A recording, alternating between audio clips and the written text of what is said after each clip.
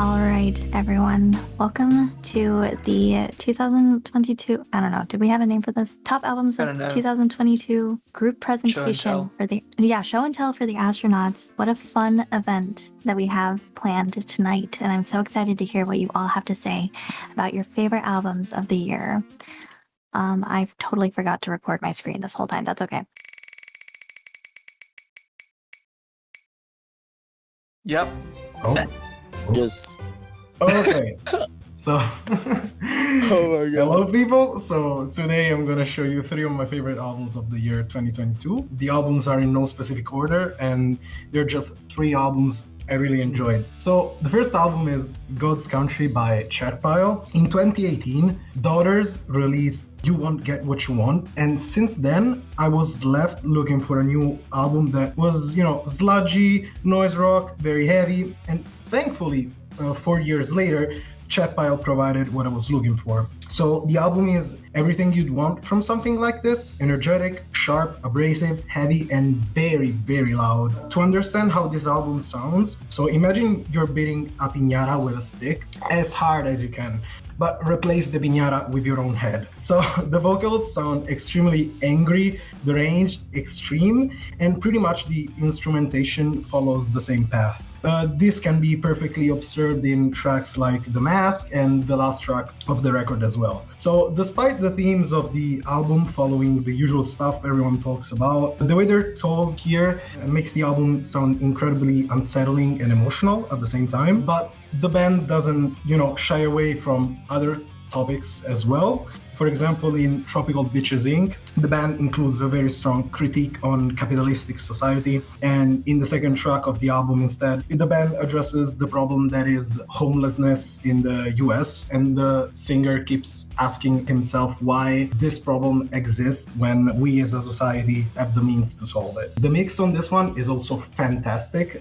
Despite this one being pretty much a supernova of sounds, it's brutal. Every instrument and every single element of the mix can be perfectly heard. The guitar and bass tones are amazing, and the drums are sharp and precise. So very loud album. My favorite songs on this one are Anywhere and Tropical Bitches Inc., and I give this a very heavy out of 10. So next one, Super Champon, I don't know how it's pronounced, by Otoboke Diver. Okay, this album wasn't really supposed to be here originally, but after I re-listened to all of my top albums of 2022, I remembered how much I enjoyed this one and why I played it so many times. So the album is extremely simple, almost stupid, but in a good way, and pretty straightforward. It's literally just hardcore Japanese punk, nothing more, nothing less.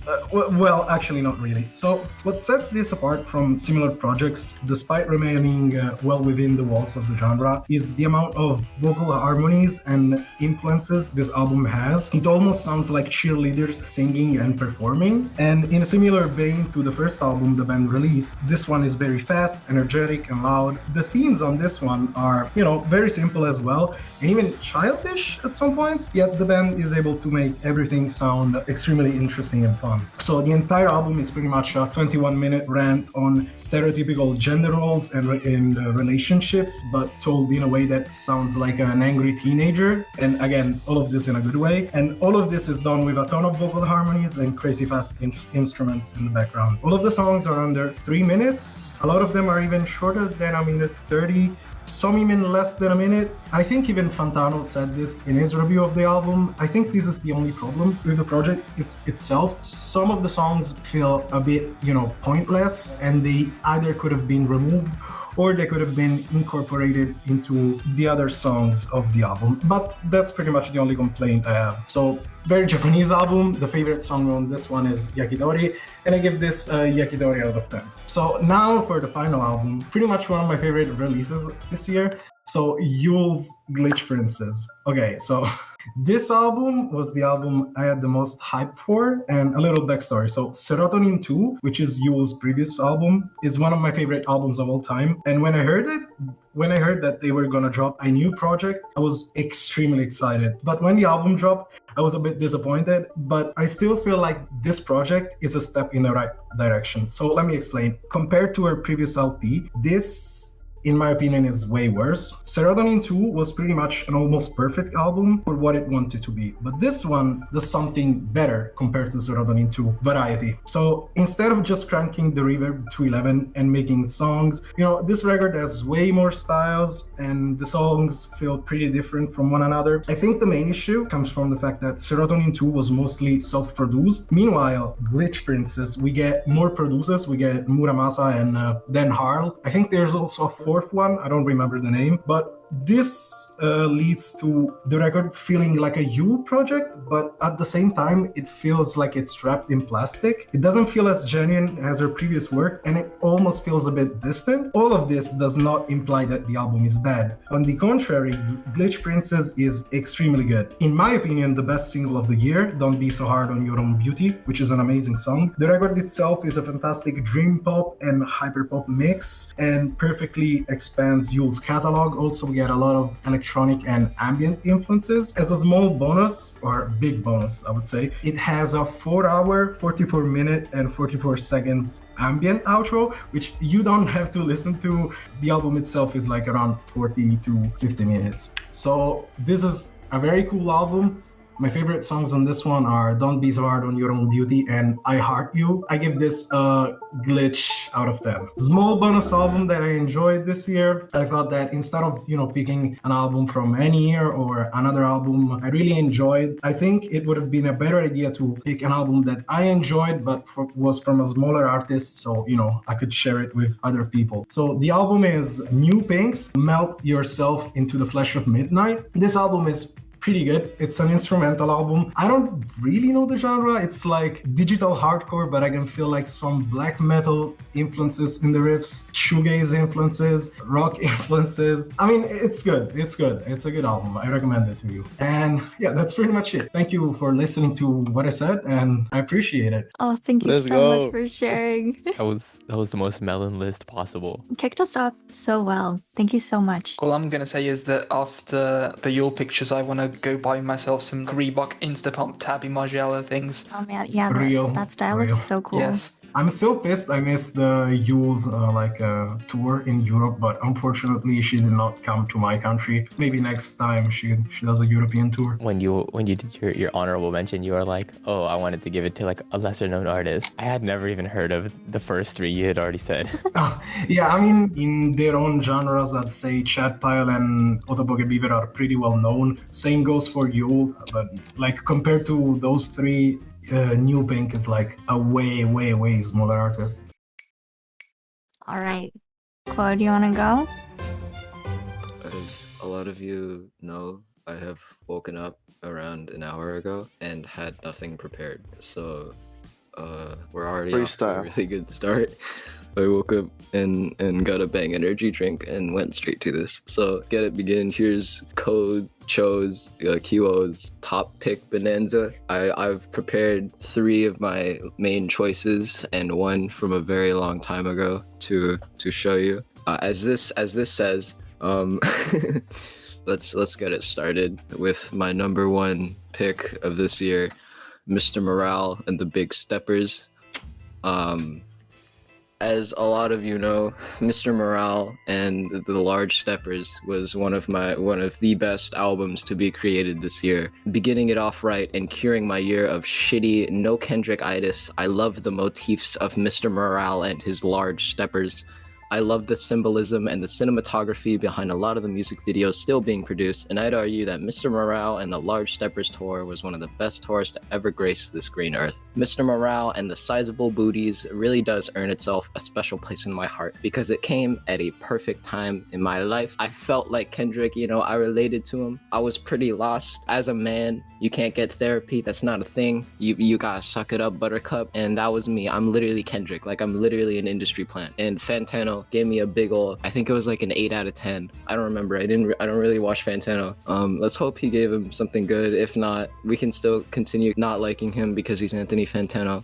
Moving on to my second pick, we have the famous The Forever Story by JID or Jid or Jiddy.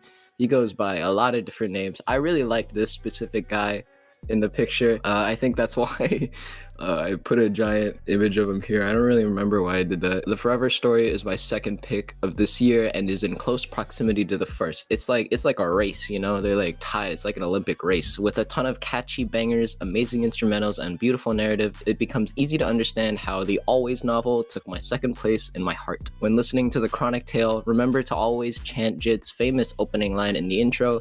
Hey guys, it's me, Jid. Guys, hey, it's me, Jid, and here's the Forever Story. An iconic opening from Jid the artist, or Jiddy, or JID. Really any of them. You can see him going hard over here. I really like his jewelry. This isn't at all part of the album. We're gonna enter the third one. Love for Rent. I kind of spoiled the thing because I didn't animate the image. Love for Rent by Smino. I didn't like that text, so I put it away and got this one.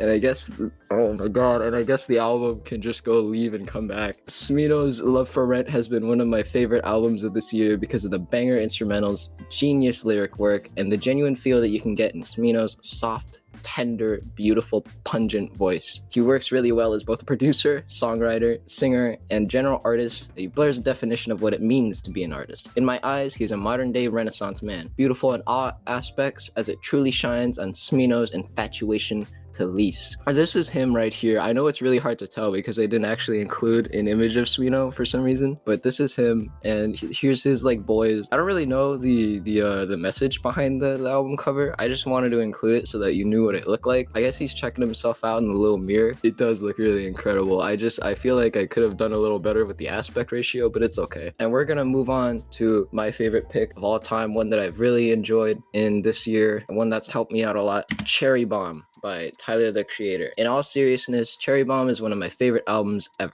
Cherry Bomb is a loud, angry, abrasive, distraught, beautiful mess that perfectly encapsulated both Tyler in his moment in his life and me in my current moments of my life.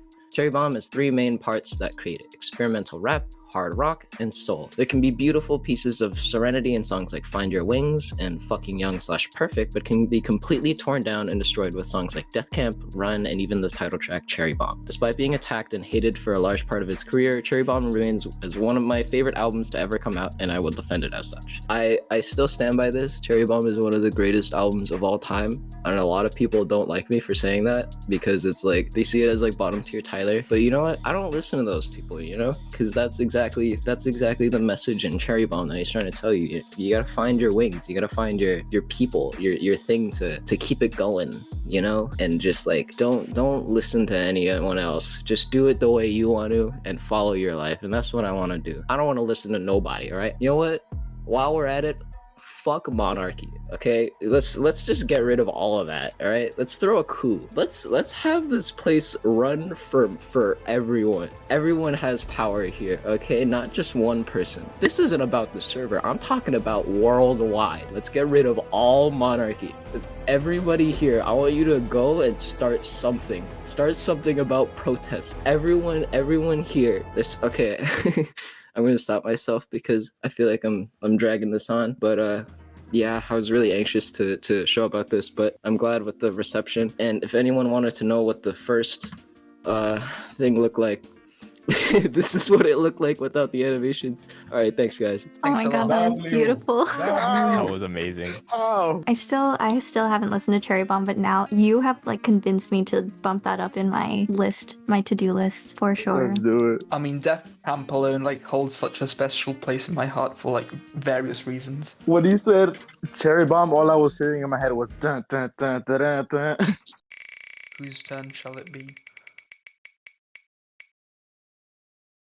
Oof. Goat?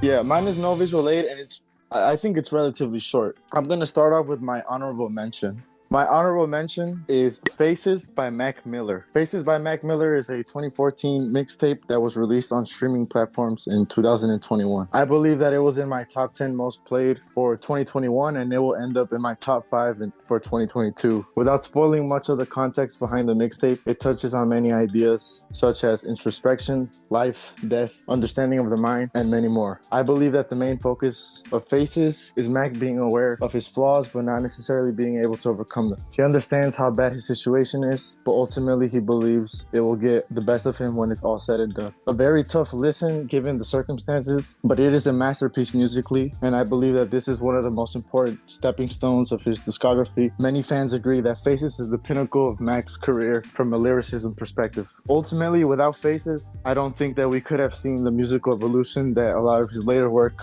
like Swimming, Circles, etc., contained. Rest in peace, Mac Miller. My favorite tracks off of that project are Wedding, Colors and Shapes, and Funeral. So that's my honorable mention. My third album of the year is Gemini Rights by Steve Lacy. I think this is an album that I believe deserves more credit than it actually got. I know the lead single Bad Habits became Steve's very first #1 and that it was constantly being played all over the world. But let's give some love to the other songs and the story being told across the album. The production on this album was fun and creative. The vocals and harmonies are amazing. And those are just some examples to why I love this album. This album is also very important to me because it was a huge reason that I got more into R&B and the pop side of music. So for that, I say thank you to Steve Lacy. My favorite tracks are Static, Sunshine, and Helmet. Now it's my #2 album, which is Once Twice Melody by Beach House. I know Pat did a video on this before her channel blew up. So when I saw that they had a video of Beach House, I freaked out because I'm a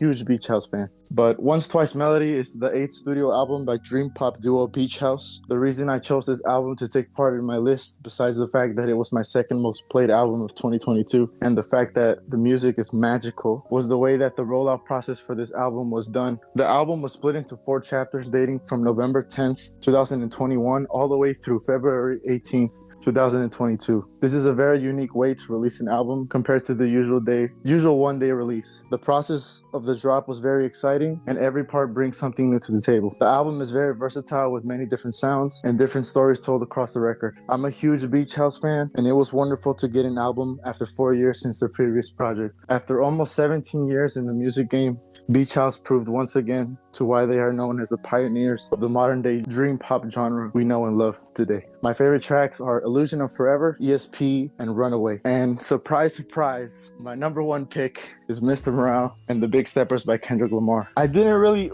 go too descriptive on this because I know that a lot of people were going to pick this. I know it's a community favorite. So what I wrote was, what else can I say about this album that hasn't already been said by the entire universe? Pun very intended. 1,855 days was definitely worth the wait. Kendrick Lamar has been my favorite artist since I heard Damn back in 2017, and this album is just a testament to why he will end up not only as one of the greatest rappers, but one of the greatest artists of all time. Kendrick Lamar, Duckworth. Don't undress him unless it's with 4 letters, and those letters are G-O-A-T,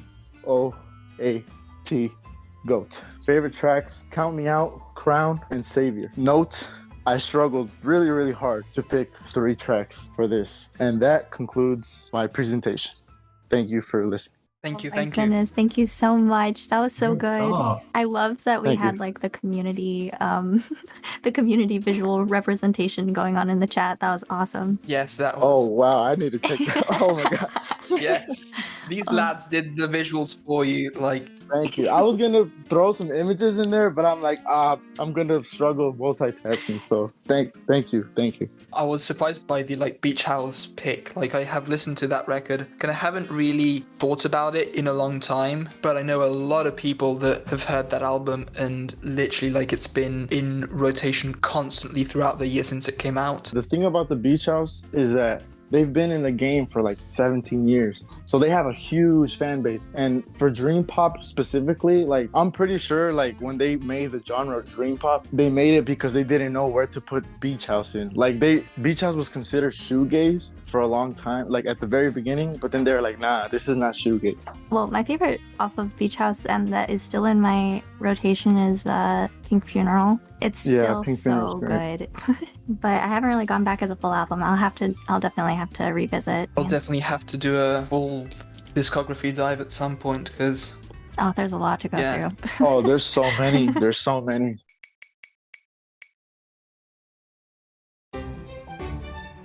Wait, how do you share on here?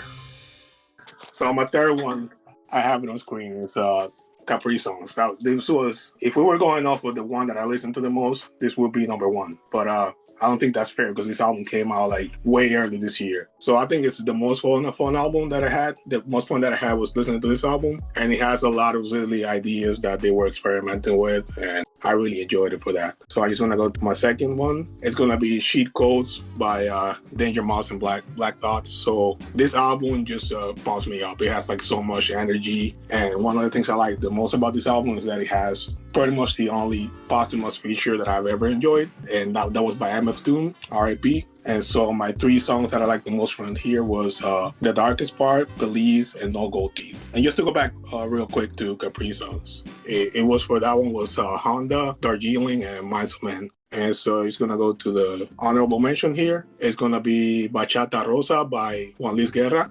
That's basically one of the classic Dominican albums. I wish Gus was here because he'd be all about this. And this is one of like the essentials, and it's one of the 90s albums, and is my dad's favorite artist. So I just felt like I had to include it here. And so my favorite album this year was Drill Music in Zion by Lupe. And so basically Miss Mural was like my song of the year. It had so many layers on it, like since the first time I listened to it. And I just basically recommend that anybody who identifies with doing like some type of art, production, maybe it's visual art, maybe it's music, I think you should listen to that song because it kind of like talks about the relationship that many artists have with their music and basically how they view that. I don't want to say any more about it, but that's just why.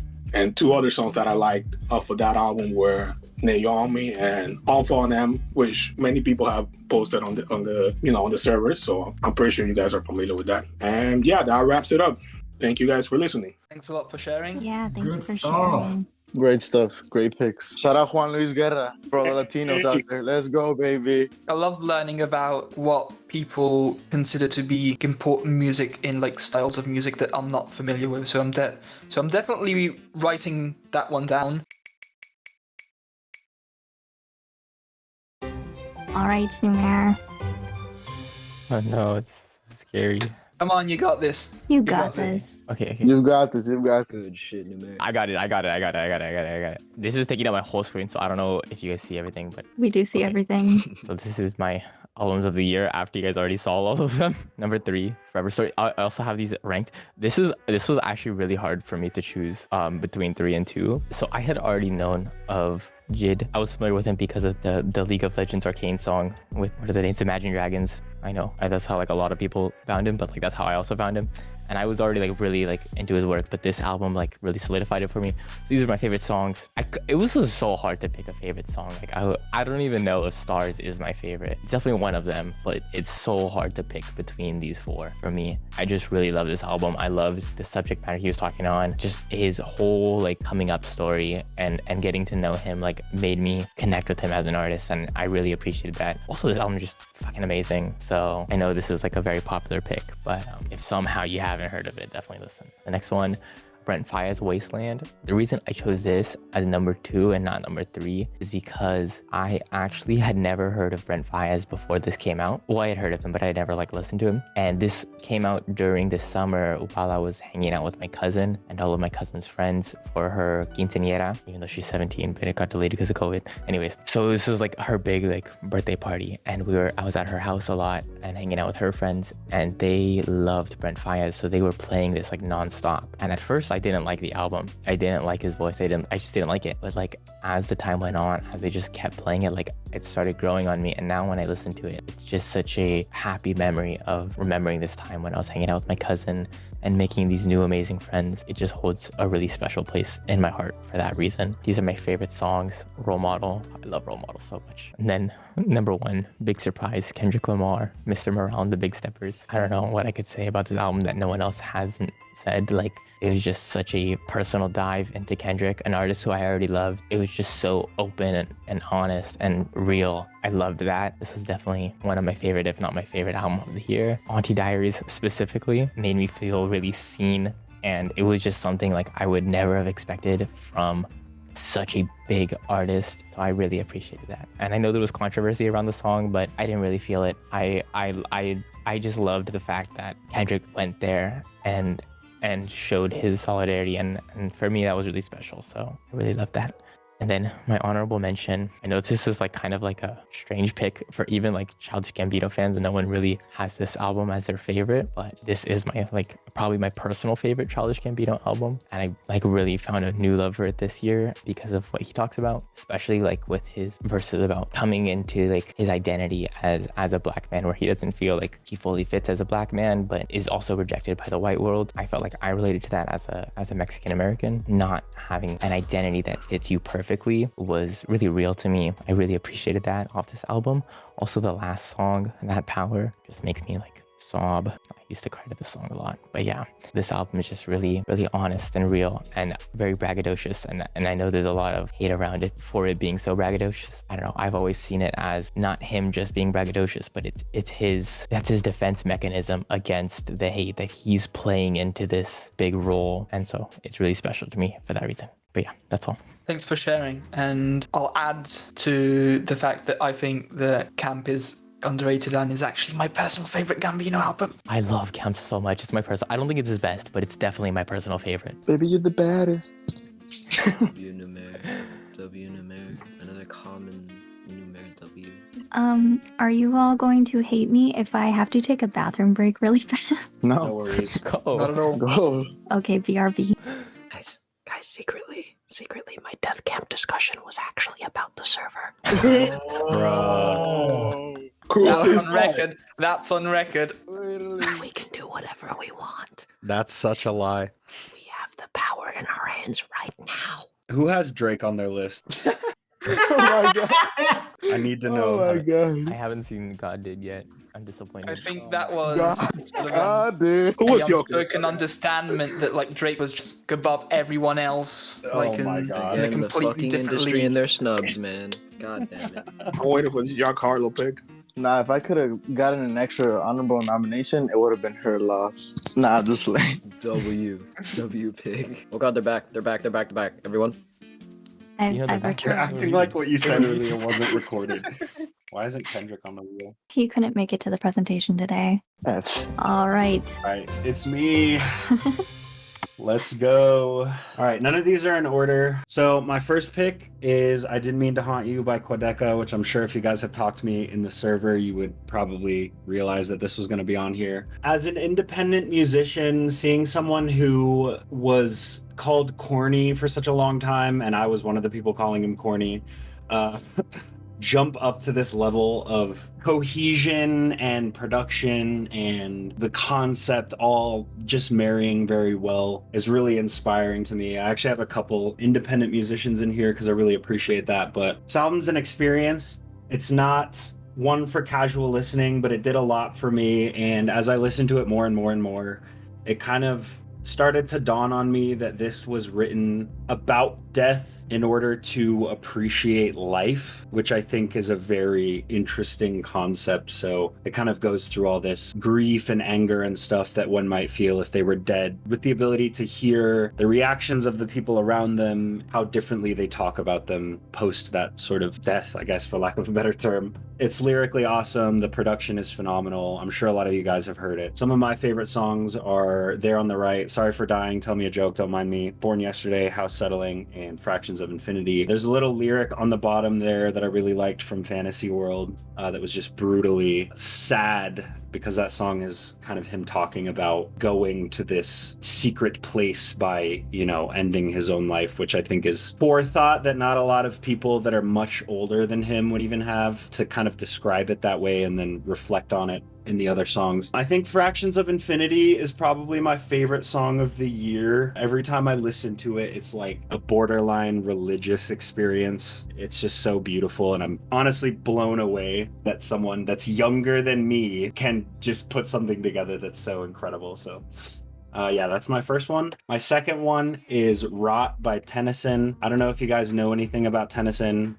He was kind of an electronic guy. He did sort of this lo-fi, very detailed production. I don't know, with this album, from what I can gather, he wanted to do more with vocals, and he was kind of doing this experimenting stuff, and then decided to put out a full project. And I remember watching one of his streams where he went over the song Iron, which is this really bouncy, super well-produced track track, and he was recording vocal lines by the syllable. He had like 1,000 vocal tracks for that song, which as a producer, I'm just like, the attention to detail is absolutely mind-blowing. All of this stuff is super bouncy, super well produced. I don't have a ton to say about it lyrically because it's just, you know, it seems to be a just collection of ideas. But if you're looking for an electronic pop album far exceeding most of the stuff in that genre, I would highly recommend listening to this one, because honestly, even in the year that we had Dawn FM, I think that this is the best produced pop album of the year, which is really hard for me to say, but Tennyson's production is just absolutely incredible. And if you're going to start with something, I would start with Iron, because Iron is honestly one of the best songs I've ever heard in my life. All right, here's my next one.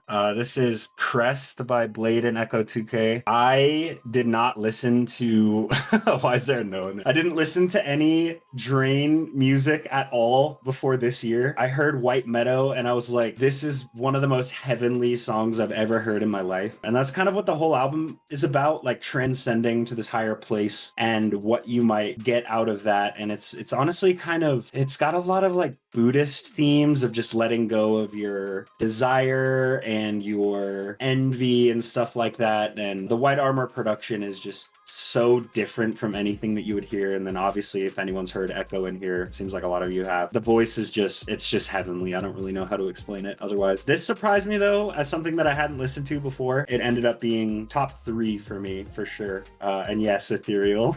Yeah, it's just, it's a really fun album. It's very sugary. So if you guys don't like sugary music, it's probably not your sort of thing. And then finally, I have my honorable mention, which is Super Tecmo Bow by Boldy James and The Alchemist. It's probably the best synergy I've seen between a producer and a rapper outside of Run the Jewels, at least recently. The beats are incredible. They're super weird and warbly. Boldy just flows effortlessly nonstop over this whole thing. The album before this was a lot more detailed. This one is like he's kind of going over memories of these really tough scenarios, you know, talking about drug dealing and people getting shot up and stuff, you know, drug rap sort of stuff. But effortlessly charismatic. Honestly, I haven't been listening to a lot of rap recently, but Boldy James is like the only person that can do it for me these days. So I would highly recommend listening to this or Bo Jackson, which was the album that he did with The Alchemist before this. And yeah, that's all I got. Let's go. Amazing. Your presentation was so nice. Tennyson, I have so many friends that have very fond memories of like specific Tennyson songs. Like one of my best friends, like the song Telescope is one of their favorite of all time. That friend of mine doing the visuals for the like YouTube upload for like the song Iron and another one. Yo, that's crazy. I love the visual for Iron. Yeah, that's insane. It's one of my favorite songs of all time. Like I can't stop listening to it, and every time I listen to it, there's more detail, and it's, I don't know. Base pick. Thank you. I'm glad to hear that there's other people that know Tennyson in here. I thought he was relatively small, at least compared to a lot of other musicians that got mentioned. Also good to see some Drain representation because we haven't had that. Yeah, I got you on that one. Great slides. Great slides. Thank you. I made those this morning in like an hour. Yeah, those are beautiful. Everyone has killed it with like their slides in one way or another. Just The chat did mine. W. Yeah. We'll spin Matt. Let's go. all right. Ooh. Welcome. These are my top 3 albums of this year, plus one honourable mention. I already knew what the top 3 albums were in, but I spent so much time like trying to figure out what order to present them in because I wanted this to have sort of a theme. I realized that all of the albums, even the honourable mentioned, are linked, that in some way or another they talk about growth. This year, I didn't really branch out into new artists, new styles. I pretty much stuck with what I know, but the music that really sort of struck a chord with me were the songs, the EPs, the albums that demonstrated some kind of growth and that talked about growth, be it personal, artistic growth, and that sort of show a bit of how that growth came about. So I'll start with number 3. Identify one object in this image. Clock. Okay, that was easier than I expected. For the uninitiated, this is the debut album by producer, rapper, songwriter Da Supreme. It was released in 2019. It is called Le Basi in lead alphabet. In my view, it is one of the most important albums in Italian music of at least the past 10 years. Because when this came out, it pretty much shattered what my expectation of Italian music could be. But that's what 'twas 2019. So where do you go from here? Well, the answer is apparently Where's Waldo. The album that followed his debut, Carattere Speciale, is very much an album that is about growth and basically surrounding yourself with people that will let you grow by letting you be comfortable with failure and trying things out just for the hell of it. It is less idiosyncratic in terms of the instrumentation, the beats. There's a lot more collaborators this time around. But throughout it all, sort of, he manages to weave in his very distinct style of writing lyrics, of writing melodies, most importantly. And it goes over surprisingly well. My favorite songs are Loop with Marasate, Scialla with Tananai, and Casino nella Testa with Salmo. I just love how kaleidoscopic it feels, and yeah, the theme of growth is definitely very present throughout. Number 2, I guess I should preface this that now we are delving right into like the electronic side, so bear with me. Me and my friends, right after the end of the live stream for the Drum and Bass Arena Awards, which is an award ceremony that happens every year, and we were all pretty disappointed that it's just the same people getting nominated and winning the awards every year. But we sort of, it highlighted just how much drum and bass at this point in time is in a bit of a rut. It feels like there isn't that many people that are doing something different. So when someone comes along and takes the tropes of the genre and makes them his own and uses those to tell a story, I think that is worth praising. And that's what happened with The Year of I by Tom Finster. It is about self-reflection, the idea of growth, and basically finding yourself trapped in cycles of thinking that you're growing but you're not really, and not necessarily about how to break them, but it's about how you see yourself through that. The instrumentation is very unique. The use of the tropes of the genres are actually subverted in a lot of spots. It's blissful, serene, even though it's technically meant for a dance floor. I will say that the vocals are a bit of an acquired taste, but they wouldn't really work in any other context if they were sung by someone else. I think it's a really powerful album. Highly recommend it. Check out this song, Last Year I Died, or the closer, Night on Earth. Now move on to the honourable mention. This almost made the list proper. It is Noizia's Closer, or it can also be read as Closer. It is their third and final album as a trio. The only reason this did not make the list proper is because most of the songs on here were already released beforehand on other people's projects or as singles. But I still think it's worth talking about this album because it is a celebration of their growth as a trio of musicians that have achieved so much and have done so much for their respective genre and community. Their growth as individuals, their growth alongside their peers and friends that they've made through music. And I just think it's a really beautiful celebration of that and a really nice way to send off their 10 years as a trio. All right.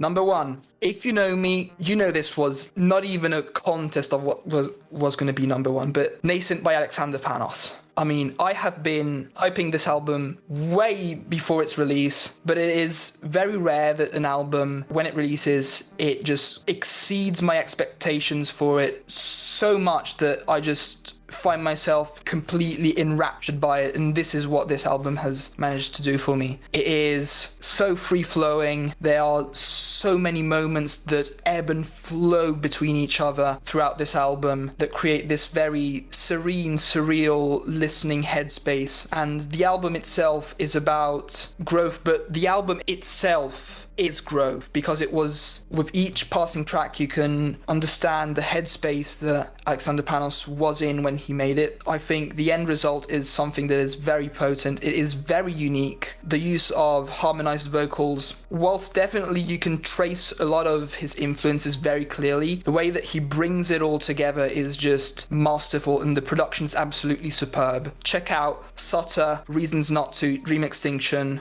Equinox, really the entire album. I can't pick a favorite. And that was it. That was my 3 albums plus my honorable mention. Thanks for coming. Excellent picks, all of them. The chat was amazing. I wasn't really looking at chat, All the but gifts were great. Everyone was throwing like dancing ones, and I threw some levitating ones and stuff. Maggie. Hi. Same. Okay, just Just give me a second. I'm still choosing my honorable mention. Okay. Take your time. Yeah, no worries at all. Okay, first off, we'll start with Melt My Eyes. And number 3, I absolutely love this album. I love the jazzy feel to it. I love the songs like X-Wing, and the extended version has been amazing to me. The jazzy vibe to the whole album, and Angels, him talking about how he started his career needing validation, chasing women or whatever. And in Ain't No Way, I just love this album. I can't really describe it. I just love the whole jazzy vibe to it. In second place, I can go on with that album, like Mr. Morale and the Big Steppers. That album was phenomenal to me. It was heartbreaking to listen to some of the songs. It was just, in Mayor at the end, he's just talking about how he's going away from the culture and trying to focus on himself, how he wants to focus on himself, focus on his life, and try and work things out. Because he's not anyone's savior. He's not anyone's huge guy that can save everyone. He's trying to work on himself, work on his life. And number 2, you got Mother I Sober. That song was just emotional as hell to listen to in general. I couldn't really relate to the song, but listening to his struggles when he was 5, when he talking about how his mother got abused, and that was just insane to me. I couldn't just. At number 1, we got Father Time. Father Time, that was one of the songs that I could really relate to on somewhat of an emotional level. Father Time was just insane to me, like the whole him talking about his daddy issues. Number 1, we got The Forever Story. Cody Blue 31. It was my favorite because of the start and how it continues on to when he talks about how his mother's mother died, and he got insist in him, how he talks about his brothers, his sisters. The production in that album was damn near perfect for me.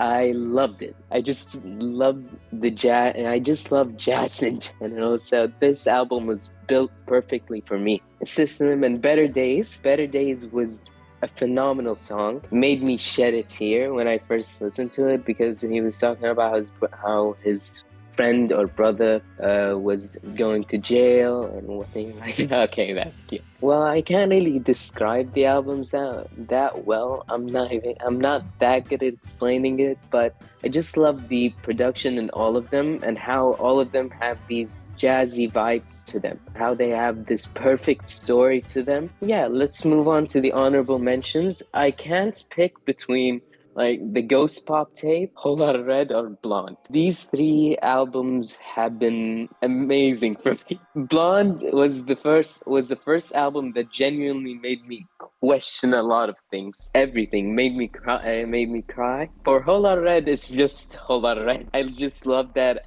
album and his energy and his talking about just random stuff. I just loved it. And for the Ghost Pop Tape, no explanation needed. It was just an insane album. Him committing suicide in that album. Him trying. Before that, he had an interview where he said if he didn't go big, he would just kill himself or whatever. I love the vibe to it, and I love how it sounded. Yeah, that's basically it. It was great. Yes, thank you Great so picks. It was great. Thank you. We just have me and Gus, and the spinner wheel. It's me. Let's go. Hi everyone, Pathany Waitano here, Internet's slowest music enjoyer, and today I'd like to present to you my 2022 Album of the Year picks. They're going to be probably extremely predictable, so bear with me. First, let's talk about the contenders, because I have a huge advantage here, which is that I've logged almost every single new album that I've listened to this year. I think this is all of it. I might be wrong, or I might be missing some. Actually, I did listen to the Panos album, so that's not on here, but let's say that I have this pool of 17 to 20 albums to pick from. Holy shit, my heart is pounding really fast for some reason. Okay, do you see any possible problems arising from this slide? I do. So the first problem that I see is that I have attachment issues. I mean, that's what it really boils down to when we really drill down, right? That's it. That's the only That's the only problem here. I get attached to certain albums, which makes it really hard to be open-minded about other candidates. Even if an album is like sonically phenomenal, it's really hard for me to revisit for some reason, which is something that I'm learning about myself this year. So only 2 out of these, say, 17 to 20 albums have held me hostage this year. So my top 2 picks were basically picked for me. I had to do a little more internal digging to pick my number 3. And actually what made this decision so difficult for me was that earlier this year I listened to an album that stole my heart. So let's talk about that one first. It was released in 2019. It has a very synthy soundscape and unmatched chaotic energy. That's right, ladies, gentlemen, and fellow non-binaries, my honorable mention is Igor by Tyler, the Creator. And not to mention, I've been following along with the current season of the Dissect podcast, which goes more into depth about the album, and I fall more and more in love with it with each episode. Igor came in number 3 on my Last FM Most Scrabbled albums, right below my number 1 and number 2 picks of this year, so that probably tells you something. I also went to Tyler's concert in June with one of my best friends, Eric, so that was a very special memory from this year that really cements this pick for me as an honorable mention. For the album itself, it has incredible production and the pacing is unbelievable. I have tried to go back to Flower Boy a couple times since, and it's actually pretty difficult to, even though I fell in love with Flower Boy on first listen, but Igor has leveled up the pacing exponentially. Flower Boy is so slow in comparison. So yeah, that's my honorable mention. Back to present day. I thought about picking Dawn FM because it was the genesis of my channel. I randomly started logging my reactions with it, and for that it was a really life-altering album for me. But I've only revisited it a couple of times. It's still incredible, I still really like it, but I wouldn't say that it's album of the year. I also considered Gemini Rights because it was my bookmark breakup album. It captured many of my feelings, both positive and negatives, but I haven't really revisited it either, not as a full album experience, just a few songs. So with that context in mind, what have I revisited as a full album listening experience? What album has been as sonically engaging as something like Dawn FM or Igor? Drumroll please for my number 3 spot of 2022. Denzel Curry, Melt My Eyes, See Your Future. I revisited this the other day as I was out and about in the city, and it is such a great life soundtrack, you know what I mean? I love doing the shallow dive for this album, learning about all of the references that he made and his thoughts on mental health in the music industry, things like that. Plus, the album has a mini JID feature, so the entire album gets bonus points for having like 30 seconds of JID on it. Spot number 2, this one also incredible production, an artist I discovered this year and immediately fell in love with, an introspective heart, a wonderful way of words, and incredible album immersion.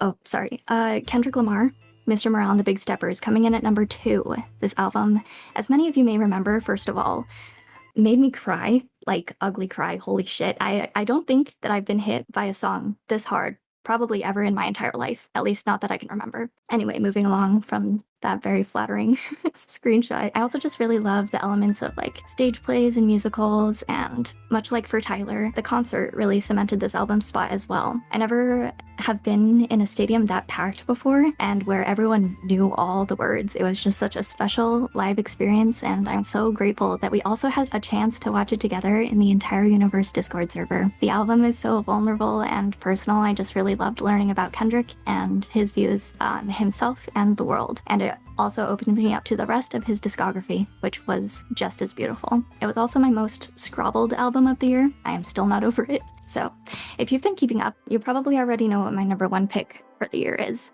The lyricism, wordsmithing, and storytelling is unmatched. It's another extremely vulnerable album, and it also has really fun production, plenty of beat switches, really fun sampling. That's right. JID, J-I-D, Jitty, Lil Destin, Lil Brubby, Lil BB Baldhead as the baby in the Huggies. The Forever Story. For an album that I decided to check out on a whim, I really feel like I stumbled upon pure gold. Not only am I in love with his voice and his artistry, but I've also just really loved doing my shallow dive on this album, and learning about Jid as a person as well as an artist has been so much fun. And it really gets me excited for the new next wave of artists who also do their due diligence and learn from the greats, learn from people like Kendrick, and create their own modern classics. Plus, Jid gets bonus points for putting me in the little fan cam earlier. It is also my second most scrabbled of the year, and an excellent balance of bangers and emotions, an amazing showcase of talent and skill. Jid has something special, and I'm so happy to be here for it. So thank you for listening to me ramble. I actually have massive stage fright, so I'm so sorry if I rushed through that, but I had fun. So now I will open up the floor. Thank you so much for listening. Great work, Pat. Let's go. Honestly, never mind. Honestly, that was great. And no offense to anyone who actually... Random break Yeah, into no offense if you sentence. liked Honestly Nevermind. I just didn't, so that was the running joke. We basically had the way. Yeah, I was We gonna say that. basically We had had the the same- same list, but I think it's a pretty base list myself, so... I Mega loved every bass. single one of these albums because they actually made me cry. So I don't know. Yeah, Do we really have to spin for this one? let's see who it is. I wonder who it's gonna be. I didn't see that one. Who would have thought? Yes. All right. So this PowerPoint I spent days doing. This was a big effort of mine. Welcome to my presentation on albums of the year, where I'm gonna talk about albums that I like a lot that came out this year. Let's start, guys. All right, number 3, Heckfire, Black Meaty. I had no idea who these guys were, and then someone told me, imagine the most violent, aggressive, disgusting iteration of rock music. And I'm like, tell me more. So I went into this very blind. I had no idea what to expect. I loved it. It was so mesmerizing, powerful, and scary as well, since the name implies it's a very heckish album. The album art and some things like it. But the actual songs themselves have a very interesting narrative of what happens to a man who falls to heck and makes his way through the motions there. Really cool. I recommend this one a lot. You guys should get into it if you are into crazy music. Let's continue. The Story, Jid. The first song of JID's that I heard was a song from his DiCaprio 2 record that I always forget the name of. Oh yeah, Working Out. And that song stuck with me since I first heard it. I listened to the Forever Story because I saw Path react to it, and I was like, interesting. So I stopped at the first song, which was Radar. I'm like, I like the sort of vibe of this. I'm just gonna do it myself. And then I did. And as you can probably see here, the list of favorites is so large that it doesn't fit the screen. So just imagine the entire track list is there, because it actually is. Amazing album, very touching. The production is amazing. The bars, the fucking cadence of, oh my God, it's so much to get into, man. I mean, Path just pretty much said that it was their number one, and I cannot agree more with that, even though I have something else that I think is better in my head, which is Mr. Morale and the Stepper, okay? Kung Fu Kenny, OK Llama, Kendrick Lamar, my freaking goat, dude. I listened to this guy religiously ever since he dropped To Pimp a Butterfly. The day that the Hard Part 5 came out, I couldn't believe it. I was absolutely astonished. I'm like, this is gonna be peak, and it was. I'm so glad that it came out the way it did. And he gets bonus points because I saw him live. I have never been to a concert before where everybody knows it, everybody gets it, and the vibe is so magical. I love every second of this concert, and the album itself is also quite nice. I'm a sucker for piano and strings and music, and he got the best out of me because of that. Similar to the prior slide with, with JID, the track list of favorites is so long that it doesn't fit the screen. Picture everything. And also, I put the Hard Part 5 in there because why not? It's a great song. Next up, we have the honorable mention. Many people told me to get into this artist this year, and I'm a very slow person when it comes to getting into music. I usually do it at very random times. It could be tomorrow, it could be in a month, who knows? But I said, today is a good day to listen to Worlds by Porter Robinson. I had no idea what to expect aside from having listened to the outro a long time ago. Some friends showed me it and I felt very touched by it. It was definitely something that I didn't expect from an EDM artist. And this year I took the plunge into his discography. So I've started with Worlds. I'm doing his second LP. I'm so nervous that I forgot the name. Damn it. Nurture. Yes, Nurture. Got it. I'm gonna do that very soon. But Worlds is an amazing album. I could really feel the emotion in the instrumentals, which as a musician myself, I think is very important. Being able to show how you feel through be it a drum pattern or a synth lead is so majestic. Not only that, but as you can see here on my favorites, I really made a point of fellow feeling. This song I've heard 1,000 bajillion times. I almost cry every single time. It's so powerful. I think it is a perfect use of lyricism. It's not too much, it's not too little, it's just perfect. And even though Porter Robinson himself isn't obviously singing these things or making a point of like a lyric point with it, you still feel that he's talking to you the entire album. That's how emotional it is. Like, you can really relate with his message of isolation and going through depression and all these kinds of things, and it's so beautiful for it. Love this album, love it. And that's it. I don't really know what else to say other than music is good. Yeah, thank you guys for listening to me talk. Thank you. Thank you for sharing. That's Huge. Phenomenal work. Guys, I'm not gonna lie, I literally just did this now, if you couldn't tell. It looked beautiful. I didn't. It was amazing. Well, I was really battling with putting either the Forever Story on number 1 or number. Like, it was actually difficult, but I came to the conclusion that Kendrick Lamar is also just gonna have that spot in my heart, and I cannot not put him there. But thank you everyone for joining. Yes, Yeah. thank you guys for not only being here, Amazing. but actually like putting in the effort. Like, Yeah. I mean, I came in a little late, but the PowerPoints that I saw were just so well put together, and all the points that you guys made were so clear, and I just love seeing people discuss things they love, you know? It's great. Thank you guys for that. And even though there were a lot of like repeat picks, there's hearing everyone talk about why it meant so much to them in their own particular way, and also just people mentioning albums that we haven't heard or like haven't thought of in a long time, sort of. I really find that enlightening, and it's nice to be able to have people I'm able to talk with on this level about music. Yeah, agreed. Thanks everyone for coming. Thanks to all of the people that presented today. Thank you for putting it on, Matt and Pat. Yeah, thanks guys for putting it on. Yeah. Great idea. Of course. Beautifully executed. Goodbye, guys. Thank you. See you guys later. Okay? Bye, guys. Everyone take care. All right. You much love. too, guys. All right. Take care.